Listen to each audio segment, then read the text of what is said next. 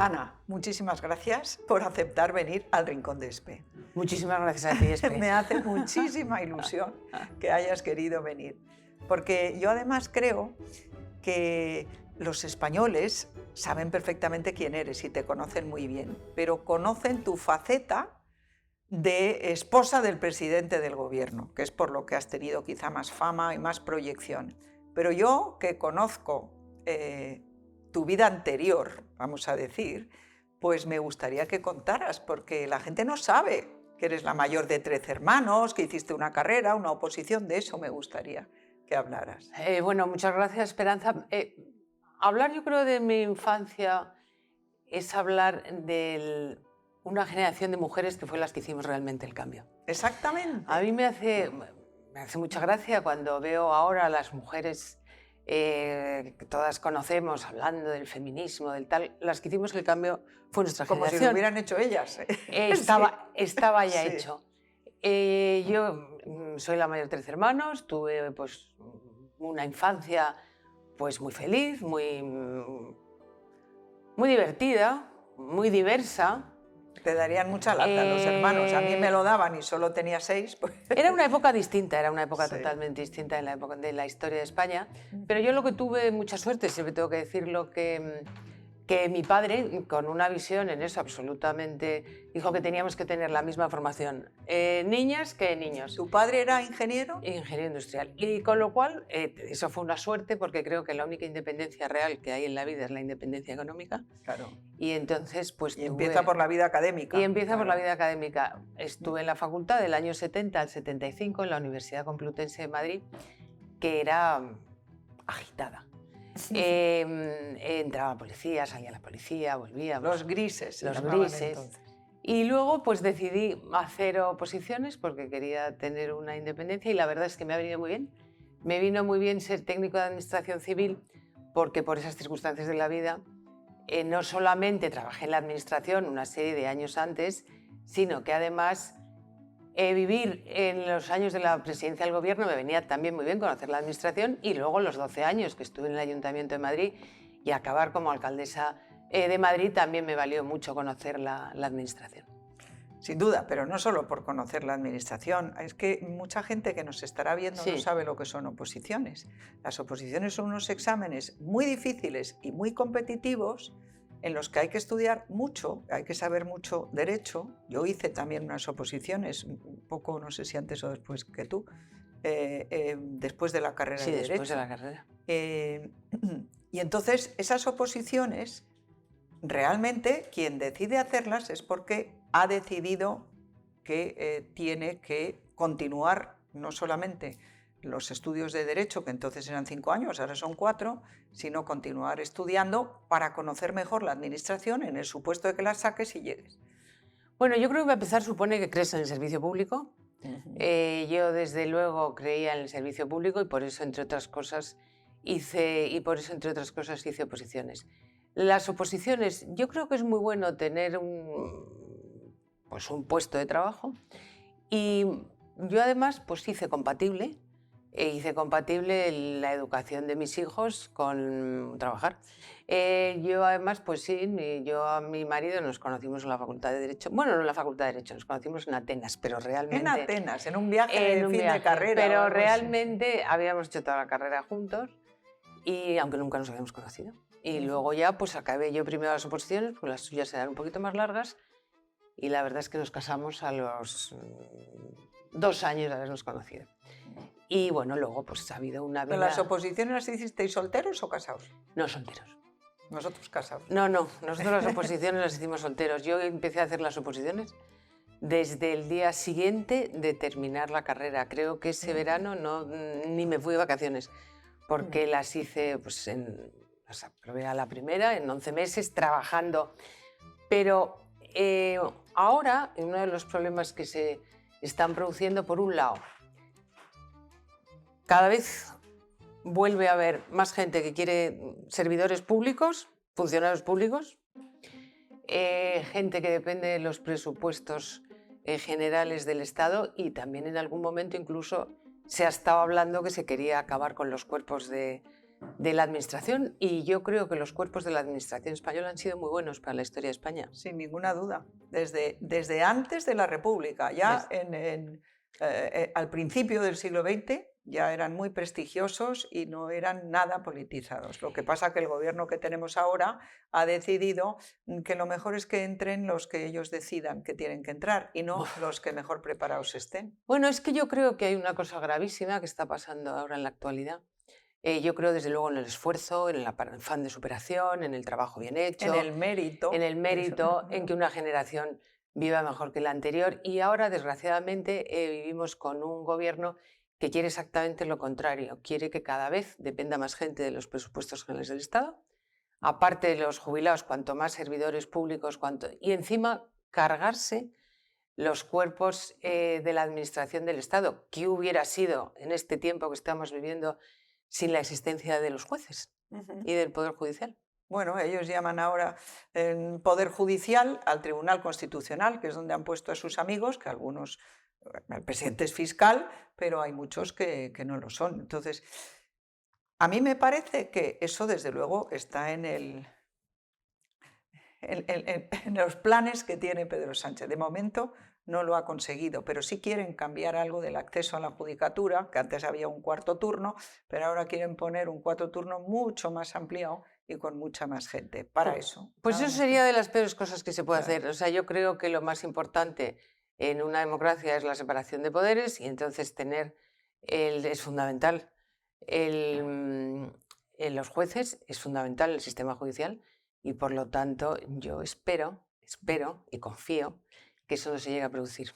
Ya, pues está, yo creo que lo tiene previsto en su agenda, Sí. pero si ahora, por supuesto la separación de poderes, pero luego los límites que se le ponen al gobierno. El gobierno no es un autócrata, no tendría que ser una autocracia. El gobierno necesita tener unos límites y para eso está pues, la Comisión del Mercado de Valores, la Comisión de no sé qué, que se supone que son independientes. Bueno, se supone que son independientes, pero ya las ha colonizado. ¿Ya qué me dices de Radio Televisión Española? Donde suspende el pleno del Congreso, porque ya han aparecido personas en Valencia ahogadas. Lo suspende, pero lo reanuda para nombrar a sus amigos en Radio Televisión Española. Tremendo, sí, lo reanudó por 10 minutos. Por 10 minutos. No, bueno, yo creo que lo que estamos viviendo sin duda es increíble, ¿no? Bueno, es que yo creo que el señor Sánchez ha dicho claramente que no necesitaba el Congreso que podía gobernar sin el Congreso. Ahora mismo, ¿qué tendría que hacer? Convocar elecciones. No hay presupuestos.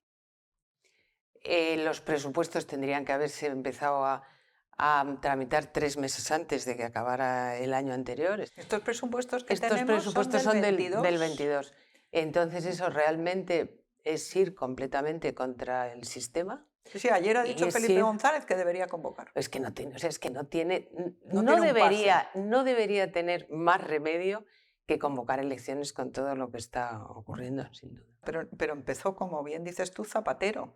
Zapatero se le escapó en una entrevista que le estaba haciendo Iñaki Gabilondo fuera de antena, dijo, nos conviene la tensión. Y ahí empezó, porque estaba en contra del consenso, de la concordia, de todo lo que había sido el espíritu de la transición. Así fue, y entonces eso ahora se está cada vez llevando a un extremo cada vez muchísimo peor, pero es que además no convoca para nada al líder de la oposición. Es que ahora mismo con el tema de Ucrania como si fuera Bildu, y con el tema de defensa, es que no tiene más remedio que convocarlo.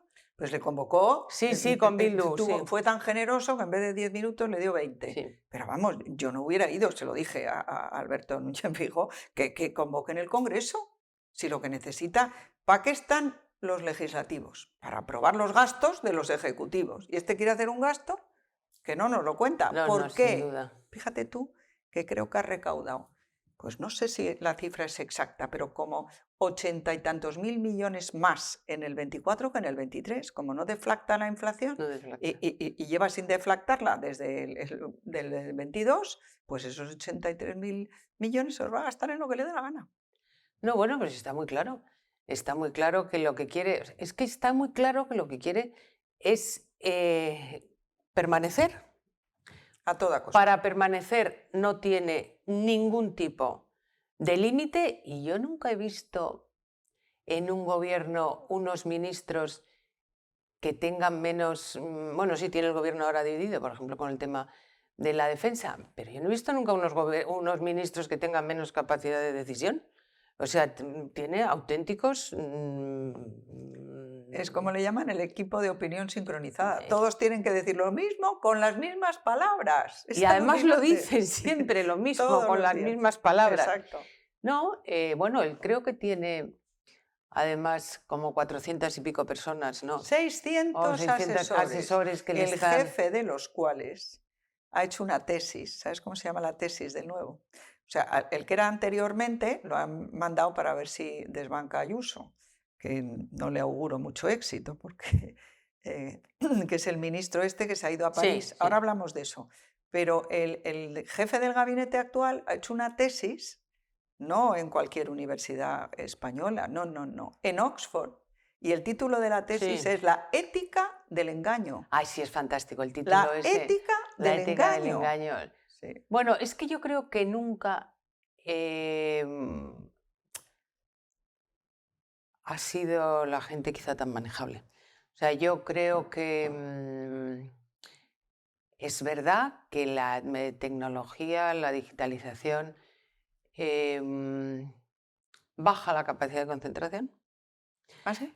Yo, sin duda. O sea, yo creo que nos concentramos, vamos, te concentras mucho menos teniendo una pantalla al lado y un teléfono al lado cuando estás leyendo un libro. O sea, yo me acuerdo que antes nos leíamos 4 o 5 periódicos y cada uno sacaba su propio criterio. ¿Y a ti qué te parece, Ana, que ahora estas señoras ministras, fíjate, yo era ministra de Educación y Cultura y un ministerio, ahora esos son 5, educación, cultura, universidades, deportes y ciencia, 5 ministros, y encima... En aquella época las competencias eran del ministerio, ahora están todas transferidas. Pues tenemos 5 ministros con 5 subsecretarios, secretarios de Estado.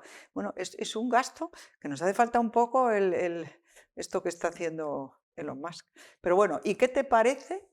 ¿Qué te parece que estas señoras ministras de ahora son ellas las que han conseguido que las mujeres en España podamos trabajar? No, eso no es cierto. Yo creo que hay que poner un momento que es otra vez más la transición.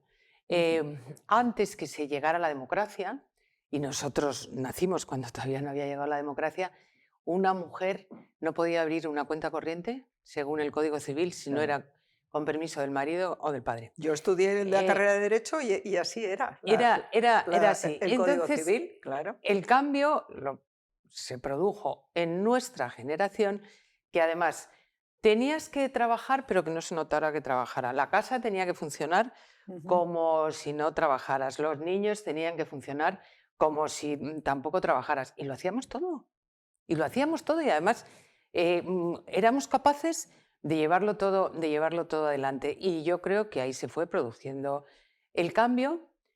Y ahora pues nos hemos pasado al extremo contrario, porque yo desde luego quieren que nos pasemos al extremo contrario. Yo creo que los hombres y las mujeres somos iguales, por supuesto, en derechos, pero somos diferentes. Exacto. Esto es una cosa que por mucho que hagamos no se puede ir contra la naturaleza. Los hombres tienen más fuerza, por ejemplo, que las mujeres. Claro. Y así podríamos poner cantidad de ejemplos, pero yo tengo esperanza siempre en la persona.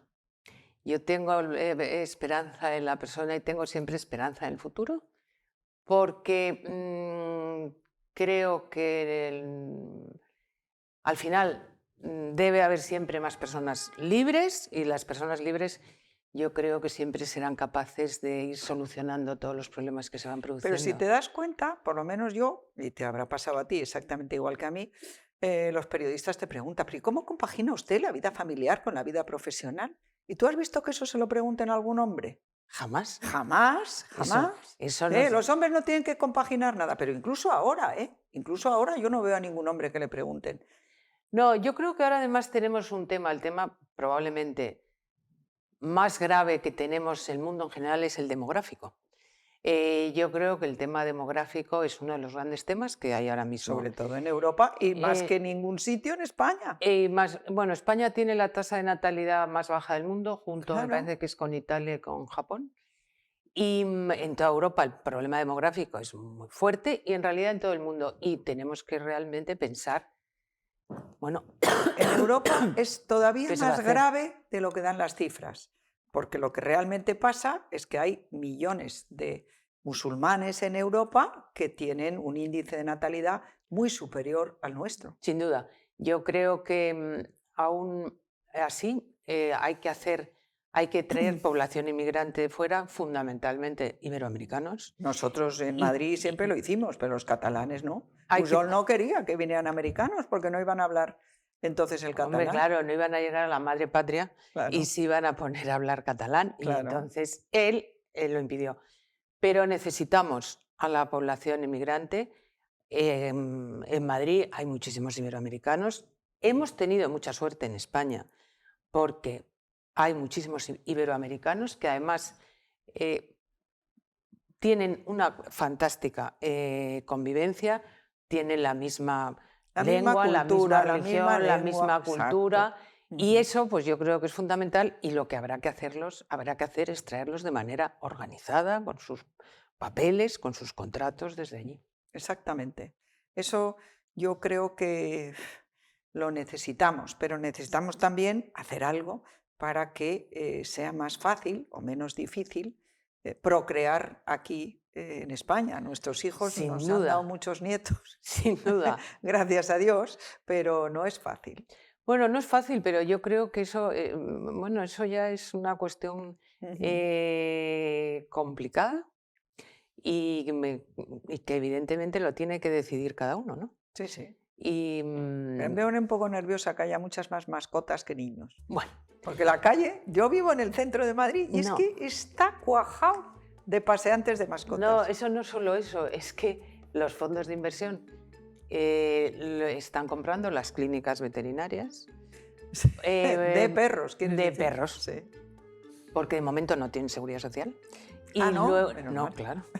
Y luego, aparte de eso, están comprando también las tiendas de mascotas. Ujú. Entonces, en fin, yo no tengo nada en contra de los perros, pero vuelvo otra vez a insistir.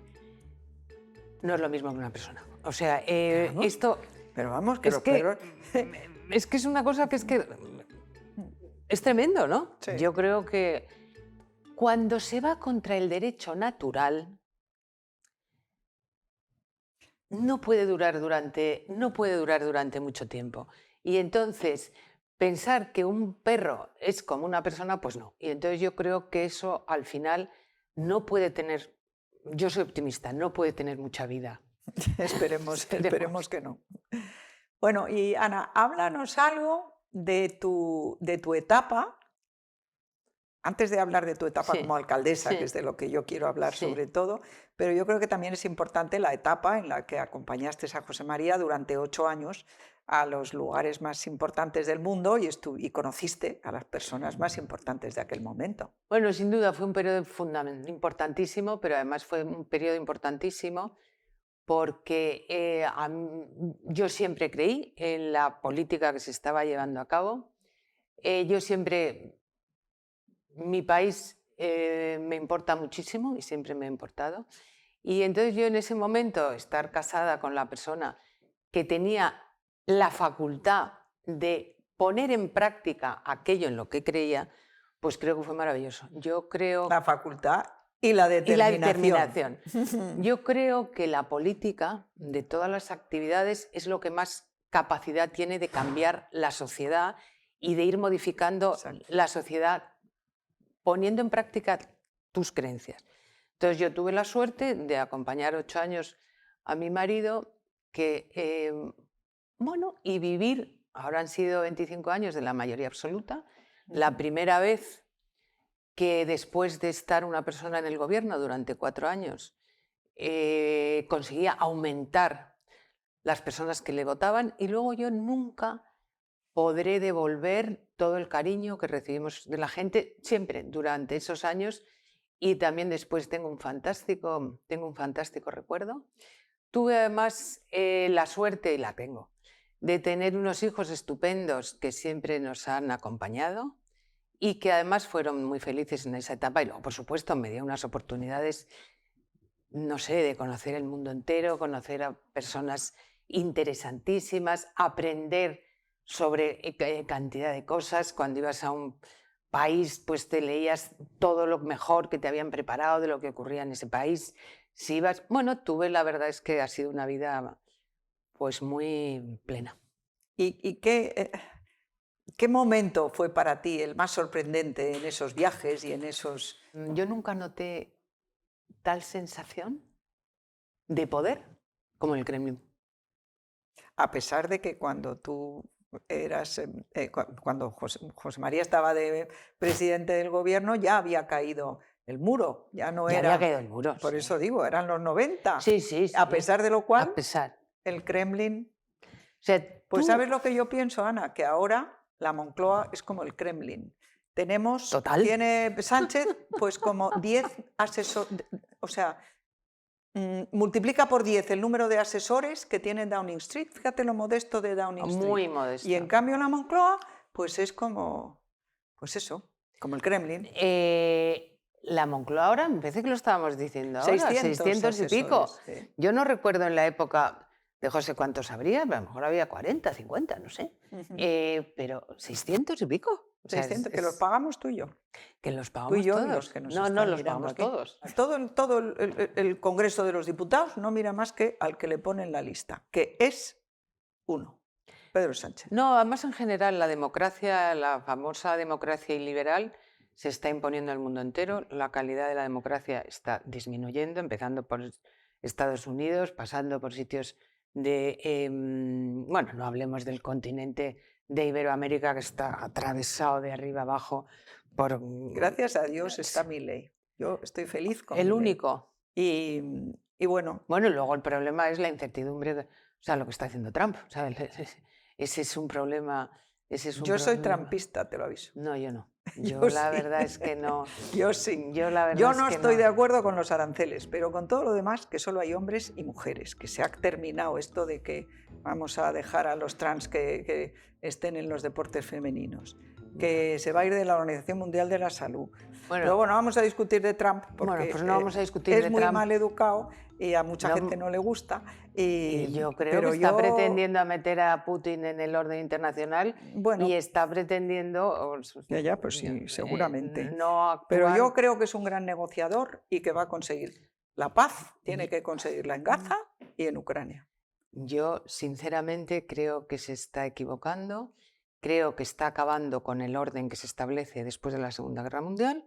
Después de la Segunda Guerra Mundial se establece un orden entre los Estados Unidos y Europa y quiere acabar con ese orden. Y a mí, pues eso, francamente, me produce una gran incertidumbre y una gran intranquilidad. Razón, pero lo que pasa es que hemos estado los europeos 80 años muy contentitos porque quien pagaba nuestra defensa eran los Estados Unidos y entonces hay un momento en que tenemos que hacernos responsables de nuestra seguridad. Sin duda, y a mí me parece muy bien lo que se está haciendo, me parece muy bien lo que han hecho los alemanes y me parece muy bien lo que están proponiendo de aumentar el gasto en defensa y fortalecer la OTAN. Pero bueno, aquí lo importante es que el gobierno del Partido Popular que presidió tu marido, incluso el de después, y hoy nosotros somos atlantistas, y aquí resulta que no, que aquí en el gobierno de España están los comunistas que han dicho que hay que salirse de la NATO.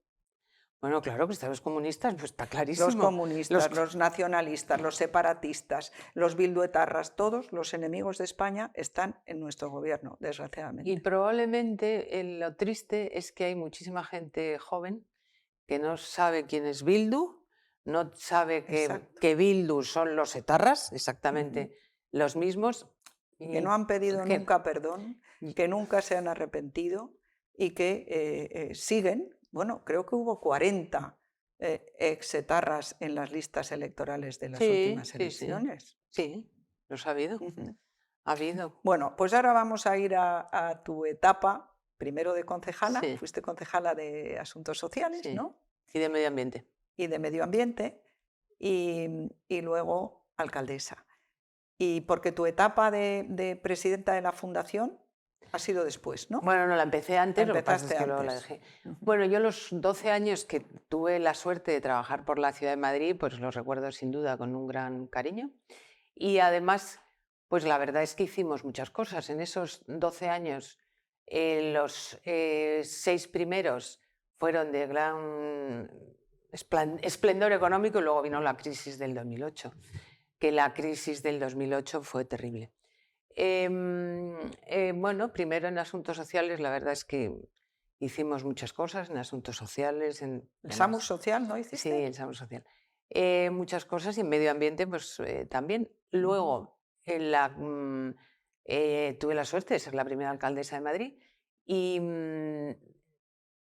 aún dentro de las dificultades pues lo recuerdo muy bien porque además hice lo que creía que tenía que hacer. Yo creía en las obras que se habían hecho con Alberto Ruiz Gallardón como alcalde. Nadie concebiría ahora Madrid sin el soterramiento de la M30. Esa obra que se hizo en un tiempo récord, a mí luego me tocó pagarla. Pero como me parecía que lo tenía que hacer, porque vuelvo a repetir, yo por encima de todo creo en mi país, y ya no nos acordamos de entonces, pero en ese momento estuvimos a punto de salir del euro. Estuvimos a punto de salir del euro y las exigencias que teníamos de cumplir una serie de objetivos en déficit eran muy altos. Y yo me acuerdo que uno de los años España rebajó 4 puntos el déficit y de esos 4 puntos, pues un punto era de los ayuntamientos y un 25% de la Ciudad de Madrid. Yo creo que cuando haces una cosa que sabes que es muy dura, pero que crees que es lo que debes hacer, pues a mí me produjo una gran satisfacción. Eso te lo agradecemos todos los que creemos en una economía ortodoxa. Me produjo una gran satisfacción hacerlo, porque yo lo que no creo es en esas administraciones desbocadas que no cumplen los objetivos que tienen que... Y además, eso es lo mismo que había vivido no sé cuántos años antes cuando Aznar llega a la presidencia del gobierno y ve las cuentas que eran todavía peor de lo que se creían. Y entonces, bueno, yo lo estuve viviendo eso, lo de yo me acordaré toda la vida, porque no cumplíamos ni la inflación, ni el déficit, ni qué era el otro. Había 3 cosas que no cumplíamos, ni el gasto, no me acuerdo lo que era, 3 cosas, y las 3 las cumplimos. Y a mí me decían que había bajado el presupuesto de educación, que era verdad, pero resulta que habían bajado mucho el número de alumnos, porque entonces empieza ya a bajar la población, que luego subió muchísimo. Luego subió mucho, pero cuando ya se crearon esos 5 millones de empleos que se crearon en el gobierno de Aznar. Sí. No, yo creo que es la diferencia con ahora, ¿no? Ahora mismo ya le están diciendo, desde Europa le están diciendo a este señor Sánchez que tiene que mirar lo que hace con las cuentas, ¿no? ¿Qué se lo van a decir? Yo es que estoy en contra de la Unión Europea.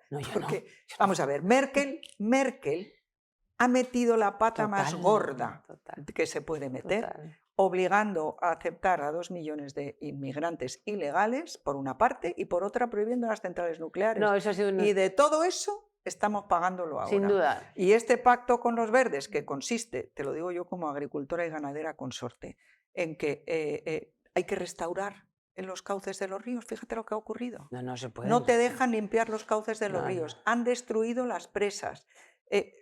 234 presas. Y no hicieron aquella que había propuesto el gobierno de Plan Hidrológico Nacional. Plan Hidrológico Nacional, que se lo carga Zapatero. Nada más llegar, antes de nombrar al gobierno. Antes, nada más. Lo primero que hizo. Y retira las tropas de Irak. Lo primero que hizo. Suprime el trasvase del Ebro en el Plan Hidrológico Nacional y no deja que entre en vigor la ley de calidad de la educación. Sí hizo. Esas 3 cosas el día que llega. Que yo siempre pienso que en el Partido Popular, y se lo he dicho a Alberto Núñez Feijóo, hay que llevar preparadas todas las derogaciones que tenemos que hacer, pero ya escritas, con la exposición de motivos, el articulado, porque es que los 6 primeros meses son fundamentales. Y este lo hizo antes de 6 días. Sí. No, lo de la presa de Cheste, que estaba financiada, estaba prevista. Una pena. Oye, en la Confederación del Júcar, y resulta que no hubiera habido el problema del Barranco del Pollo. No, fue una pena. No, Merkel se equivocó, por supuesto, en lo de la nuclear y luego también en otra cosa. En realidad no sabíamos hasta la guerra de Ucrania lo que dependía Alemania del gas ruso. Pero por cerrar las nucleares. Por cerrar las nucleares. Bueno, y depende del gas porque ruso. el anterior canciller alemán estaba en Gazprom, que eso también hay que saberlo. Y ella, hombre, sin duda, Claro. es Reder. Y luego, además, ella, al final, era de Europa del Este. Pues sí, pero vamos, yo pensé justamente que por ser de Europa del Este y por ser científica, mira lo que está pasando ahora con Europa del Este, que no quieren saber nada, ni de los socialistas, ni de los verdes, ni de los Bueno, ellos comunistas. es donde han sacado en las elecciones la la extrema derecha, claro. los que han sido, sí. Pues no quieren saber nada de la extrema izquierda, que es en donde se colocó Merkel sin saberlo.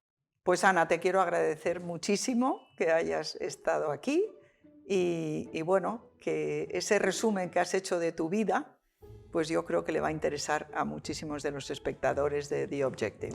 Pues nada, muchísimas gracias, Esperanza, y te deseo que tengas mucho éxito en este nuevo programa que se llama El Rincón de Espe, y deseo también el mayor éxito al periódico.